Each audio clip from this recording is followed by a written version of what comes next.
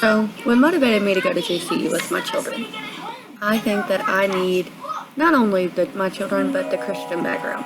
Now, the reason I say my children motivated me is because I want them to grow up and to be able to say, well, look back and say, mom had 3 children under 2 and was able to finish her college and graduate. Even though it was hard as heck, she did it. So I can too. Now, Christian background is important to me because my whole life I've been raised as a Baptist. And that belief system is really strong. And I enjoy the fact that that is based in the college. Growing up, I wanted to go to Arkansas Baptist. So with children, I can't do that. So I'm here. To keep me motivated is the fact that I want my children to be better than I was.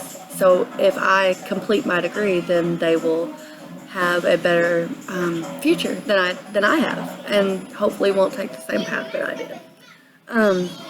Now, as far as the dispositions that I possess to make me a successful teacher, honestly, I believe that those would be the fact that I'm really fair. Now, whenever I was at Little Rock Job Corps, I was a student there for a long time.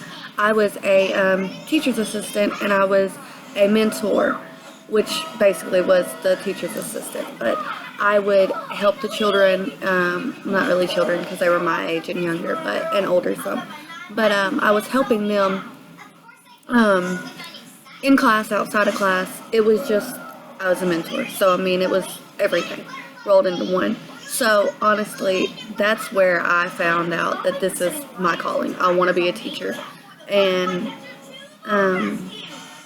just really the qualities that stand out to me as I was reading on the dispositions were the fairness and the compassion, the honesty, advocacy, and dedication. Because, like I mentioned earlier, being in Job Corps, it had the advocacy is really, that one stood out for me there, because whenever I was at Job Corps, our school was known as the school for the bad children, and the children that really, failed in everything else, and so you're here and this is your last chance. And it was our last chance. I mean, for a lot of us, not really me, but for a lot of us it was. And you have to be able to look past that and keep fighting. And we had to do that. All of us there had to do that. It wasn't just, one of us, it was all of us. So that stood out to me.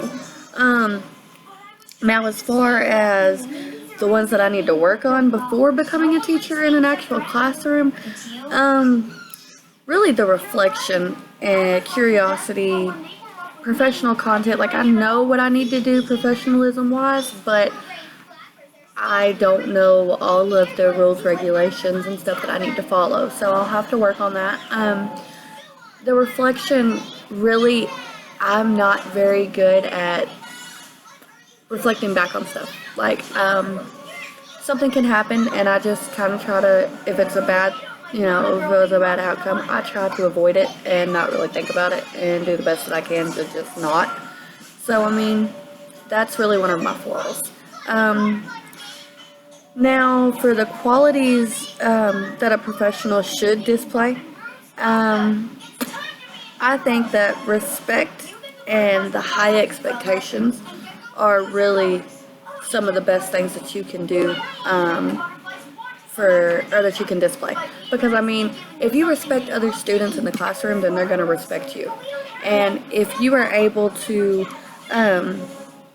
have higher expectations than most teachers, then yeah, some of them are going to fall behind.